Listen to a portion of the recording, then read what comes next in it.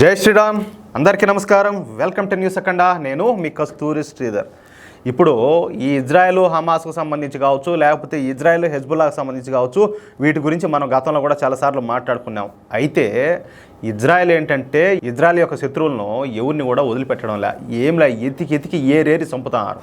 దీనికి సంబంధించిన ఒక ఇంట్రెస్టింగ్ న్యూస్ అయితే ఒకటి తీసుకొచ్చిన. న్యూస్ మాత్రం చాలా బాగుండదు. మన భారతదేశానికి అలాగే ఇజ్రాయెల్కి ఒక పోలిక ఒకటి ఉన్నది.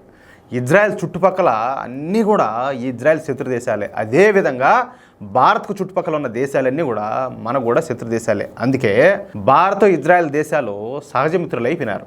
ఇరు దేశాల మధ్య ఒక విడదీయరాని బంధం అనేది ఒకటి ఏర్పడింది.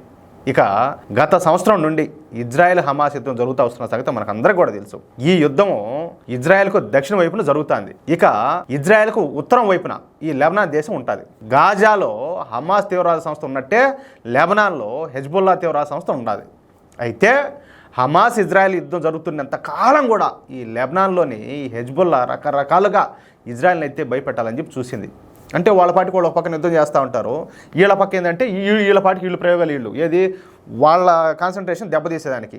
అలాగేంటంటే ఈ హిజ్బుల్లా ఏం చెప్పిందంటే, నిన్న కూడా చెప్పి నేను, మా దగ్గర 1.5 లక్షల రాకెట్లు అలాగే మిస్సైల్స్ ఉన్నాయని చెప్పి, అలాగే తమకు సుశిక్తులైన 25,000 మంది సైన్యం ఉన్నారని చెప్పి, తాము తలుచుకుంటే ఇజ్రాయెల్ మొత్తాన్ని నాశనం చేసి పారేస్తామని చెప్పేసి బేరాలు పలికింది. చివరకు హెజ్బుల్లా ఇజ్రాయెల్పై దాడులు చేసింది. అది కూడా తీవ్రమైన దాడులు చేసింది. ఇక ఇన్నాళ్ళు ఓపిక పట్టినటువంటి ఇజ్రాయెల్ ఇప్పుడు తమ సత్తా ఏమిటో చూపించింది. ఇక ఆపరేషన్ పేజర్ను ఇజ్రాయెల్ ప్రారంభించిన సంగతి మనకు అందరికీ కూడా తెలిసిందే. ఏదే నేను చెప్పినా కదా నిన్న కూడా, ఈ పేజర్లు అంటే పుష్ప సినిమాలో ఆయన పట్టుకుంటాడు అల్లు అర్జున్, అట్టాటి చూసేదానికి బ్యాటరీ అంతే ఉంటాయి.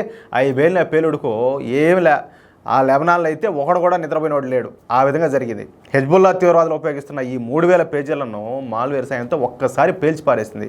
అంతేకాకుండా హెజ్బుల్లా తీవ్రవాదులు ఉపయోగిస్తున్నటువంటి ఈ వాకీ టాకీలను కూడా పేల్చేసింది. దీంతో హెజ్బుల్లాకు ప్రాణ నష్టం కేవలం 30 మంది మాత్రమే మరణించారని చెప్పేసి హెజ్బుల్లా పేర్కొనింది. మీకు అర్థమవుతుందా?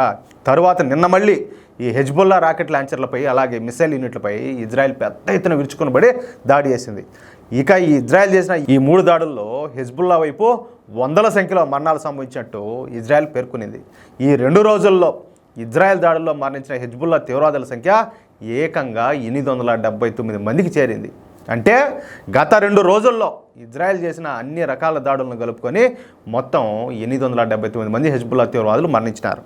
ఇక గత 2 రోజుల్లో హెజ్బుల్లాకు చెందిన 291 మంది ఈ సీనియర్ హెజ్బుల్లా కమాండర్లు వాళ్ళు చనిపోయినారు. అంతేకాకుండా 509 మంది హెజ్బుల్లా తీవ్రవాదులు తమ కంటి చూపునైతే కోల్పోయినారు. దీంతోపాటు 1735 మంది హెజ్బుల్లా తీవ్రవాదులు తీవ్రంగా గాయపడినారు. అంటే గత 2 రోజుల వ్యవధిలో ఈ ఇజ్రాయెల్ చేసినటువంటి ఆపరేషన్లో ఏకంగా 3,000 మందికి పైగా ఈ హెజ్బుల్లా తీవ్రవాదులు మరణించడం లేదా తీవ్ర గాయాలు పాలవడం జరిగిందనమాట.